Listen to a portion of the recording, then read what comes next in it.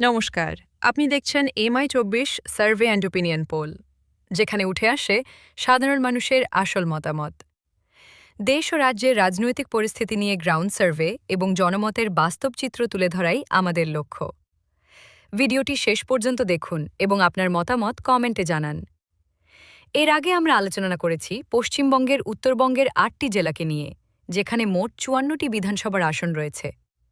আপনারা যারা ভিডিওটি এখনও দেখেননি তারা গিয়ে দেখে নিতে পারেন। আজকের ভিডিওটি আমরা তারপর থেকে শুরু করছি।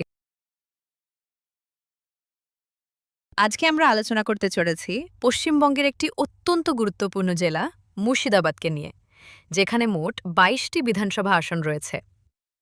বিগত ২০২১ বিধানসভা নির্বাচনে তৃণমূল কংগ্রেস এখানে চমকপ্রদ ফল করেছিল। ২২টি আসনের মধ্যে প্রায় ২০টি আসন জিতে কংগ্রেসকে কার্যত কোণঠাসা করে দেয়। তবে বর্তমান রাজনৈতিক পরিস্থিতি ও আমাদের সাম্প্রতিক জনমত সমীক্ষা বলছে এবার ছবিটা কিছুটা বদলাতে চলেছে। হুমায়ুন কোভিড নিজের দল জেইউপি ঘোষণা করার পর থেকে মুর্শিদাবাদের রাজনীতিতে উল্লেখযোগ্য পরিবর্তন এসেছে। আর এই জেলায় একটি বড় ফ্যাক্টর হল মুসলিম ভোট ব্যাংক, যার দিকেই এখন সবার নজর। আমাদের ২০২৬ বিধানসভা ওপিনিয়ন পোল অনুযায়ী তৃণমূল কংগ্রেস এবার আগের তুলনায় খারাপ ফল করতে পারে। অন্যদিকে কংগ্রেস জোট, জেইউপি ও বিজেপি তুলনামূলকভাবে ভালো ফল করার ইঙ্গিত দিচ্ছে।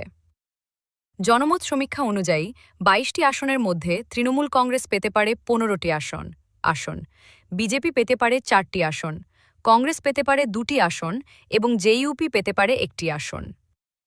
পরবর্তী ভিডিওতে অন্যান্য বিধানসভা নিয়ে আলোচনা করা হবে। ভিডিওটি ভালো লাগলে লাইক দেবেন আর সাবস্ক্রাইব করে পাশে থাকবেন।